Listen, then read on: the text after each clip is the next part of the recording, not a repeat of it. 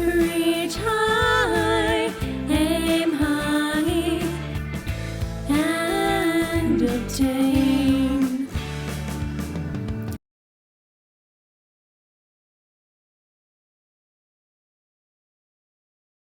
If you're like me and you love to do ferments, or you're getting familiar with it. I had to actually teach myself how to like it because I didn't grow up with cultured vegetables or fermented things, but I did have parents that loved health and cooking, and so I always had and grew up with things like raw milk, kefir. Oh my goodness, I love the kefir.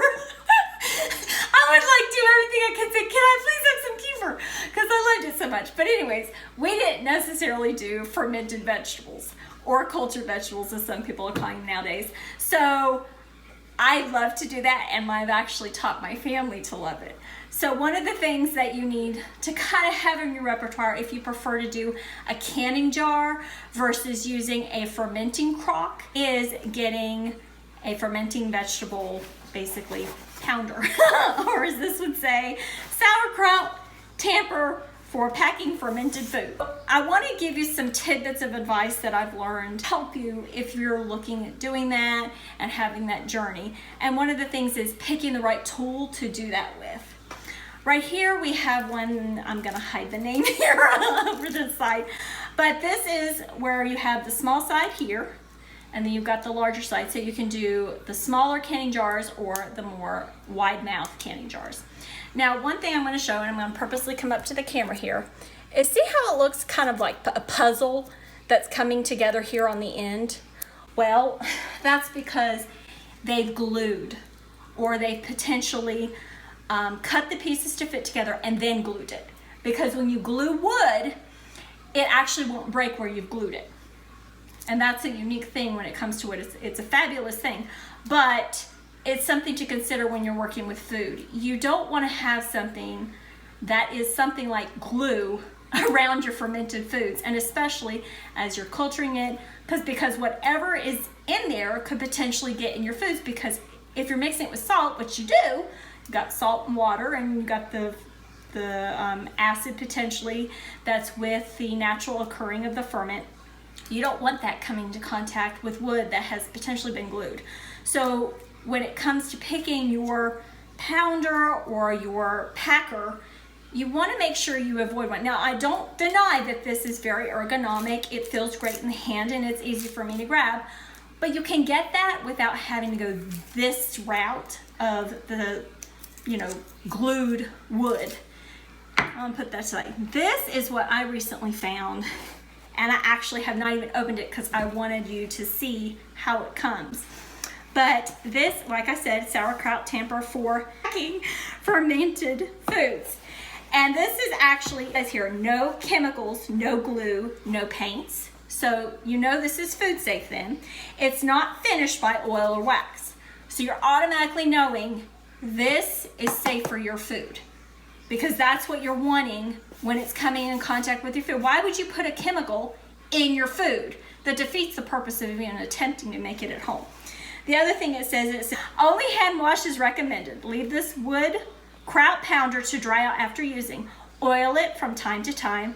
All packing details as well as the product itself can be recycled and reused. So they're being very aware of the environment too.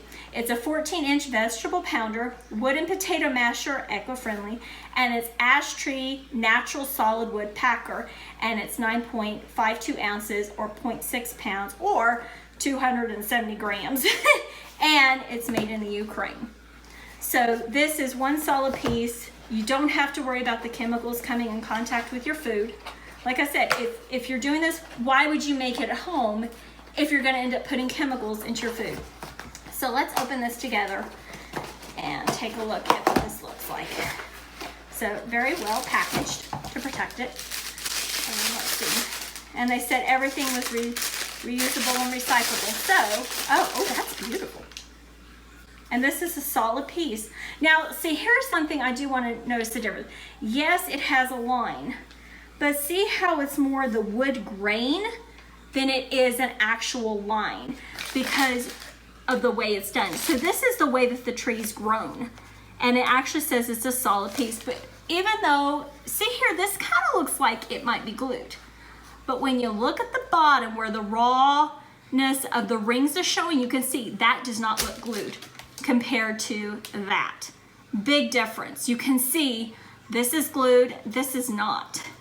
And I can actually say, even though I don't have that roundedness in the middle that I like about this one, this still feels like I can work with this versus the other one. So to me, when you're talking your food safety and your family's health, this to me is a better option to go with, because I know it's a solid piece, I know it's going to protect my family, and it says it hasn't been treated.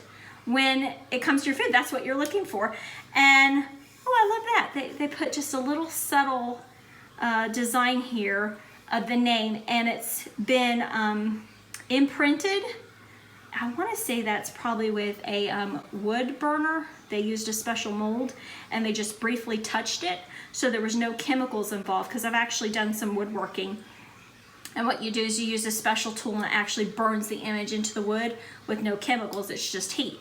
And I'm suspicious they probably have a mold and they just did a brief touch so you could get the imprint of their brand. But this is awesome.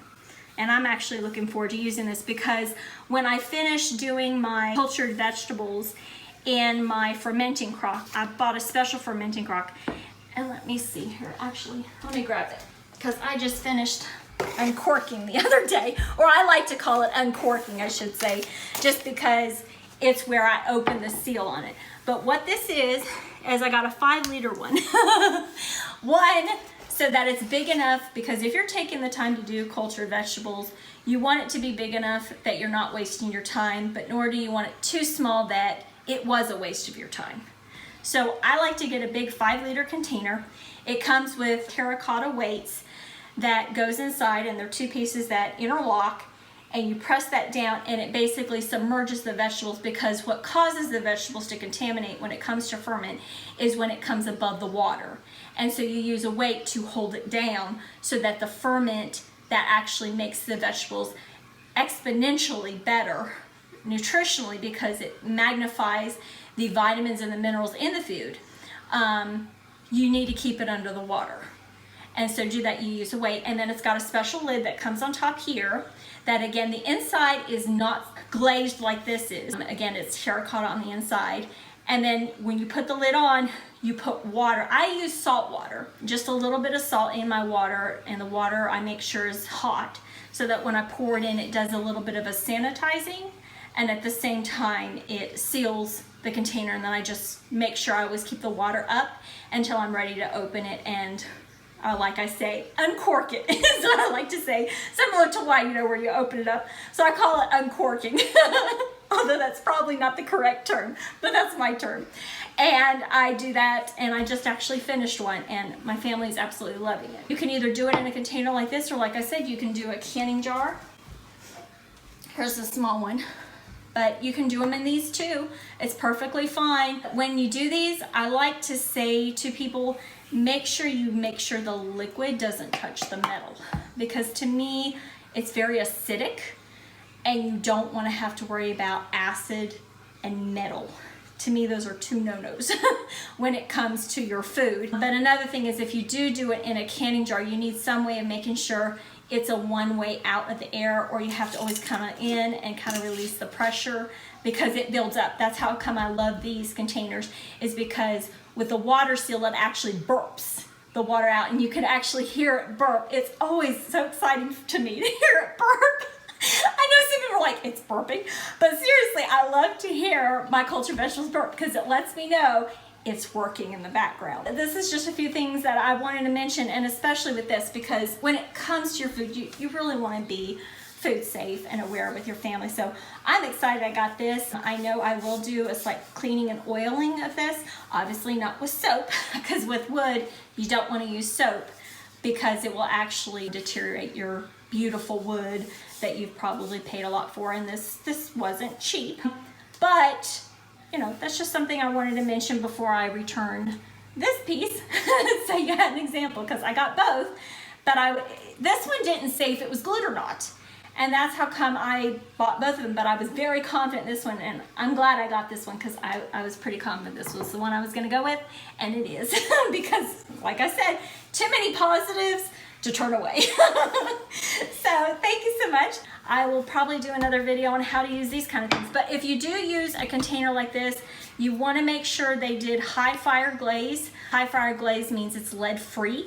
So you want to make sure if you do something like this, it is lead free, because again, this is your family, and lead, you don't want that in your food. Plus with the acid, it'll eat it. So I made sure when I bought this that it was a high fire lead free glaze to protect not just myself but my family's health, because it does no good to pay this much for a container and you're basically putting lead in your food. So yeah, if you do something like this, make sure it is high fire lead free, because usually a high fire, it doesn't tend to have lead in it, but they should specify on the product if it's lead free. That should take care of you, at least in getting started and kind of knowing what equipment to use.